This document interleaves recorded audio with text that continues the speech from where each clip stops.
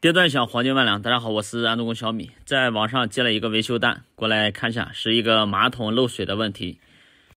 客户反馈呢是马桶底部的边缘漏水，他们现在是用水的时候开，不用的时候脚阀关掉。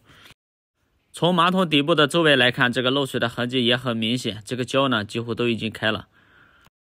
环视这一周呢好像都有漏水的痕迹，也不是局部的，感觉后边也有。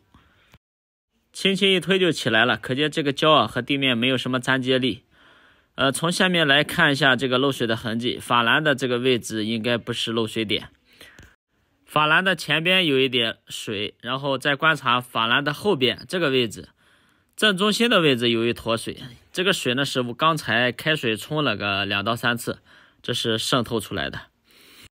这种情况一定要查明漏水点，不然再重新装回去换个法兰毫无意义。由于一直是关水状态，再一个就是我们这地方送了地暖，马桶底部掀起来没有大量的水。刚才冲完水以后，确定这个位置刚刚留下来一点水，这个我们就好查了。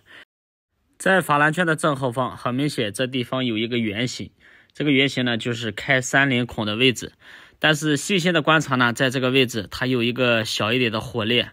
刚才的水呢就是从这里漏出来的。非常细小的一个缝，这个不注意观察都看不到。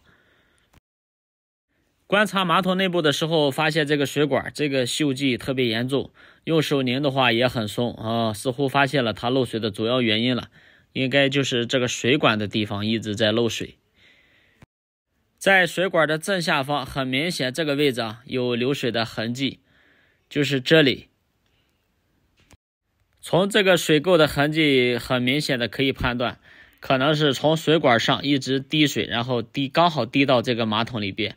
然后顺着这个地方呢一直流到马桶的前端和马桶的底部。这个马桶设计也比较特殊这个安丝弯管下面和这个底部感觉是分离的，它不是一体的。在前面的位置呢，里面还有一点纸，这个纸都是粘到上面的，撕掉呢也能看出来这个纸也是被水浸泡过的。像这样的马桶一拆一装，这个法兰圈基本上已经报废了。细心的再观察一下这个法兰圈，在安装的时候这个法兰圈就已经压偏了。经常会有业主反馈说家里的马桶漏水，或者是反臭，或者是有小飞虫。主要原因呢，一方面是涉及到安装的时候没有安装好，法兰压偏；另一方面呢，就是时间长法兰老化导致的。所以我们在安装或者维修的时候，一方面是要选一个好的安装师傅，另一方面要选择好的法兰圈。这个法兰圈还好，使用周期不到1年，一般它的寿命呢使用个2到3年吧。安装之前呢，我们对这个小裂纹做一点处理，打点玻璃胶，如果是有疏钢土的话，那个效果会更好。打点玻璃胶，用力挤压，然后在外层呢再涂上一些，这个问题基本上已经解决了。也许这个动作是多余的，因为漏水点是在水管的位置。接下来呢，我们给客户装一个10年不损坏的网红法兰圈，这也是一个独家的专利产品。其实安装也很简单，如果我们用动手能力的话，完全可以自己操作。它的原理呢，就是2个密封圈和这个管壁完全闭合死，不漏水不漏气。和马桶连接的地方呢是有一个胶条，这个胶条的粘性特别好。然后我们就可以大力的去挤压，如果我们挤压效果不太好的话，可以把马桶翻过来，用马桶自身的重量，然后去按压，这样的话粘接的效果会更好。这样粘接好以后，你就是随便甩随便拽，它都不容易脱落下来。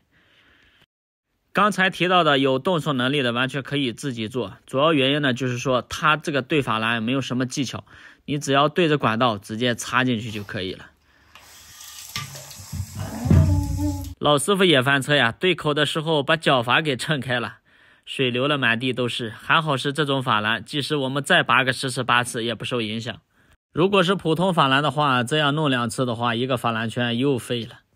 还是老规矩，安装好后先冲水，反复的冲个3到5次，没有漏水的情况下，最后我们打玻璃胶。选择胶的话，我们尽量选择好一点的防霉胶，这样我们弄一次的话，几年都不用管它了，不要因为马桶天天搞得心烦意乱。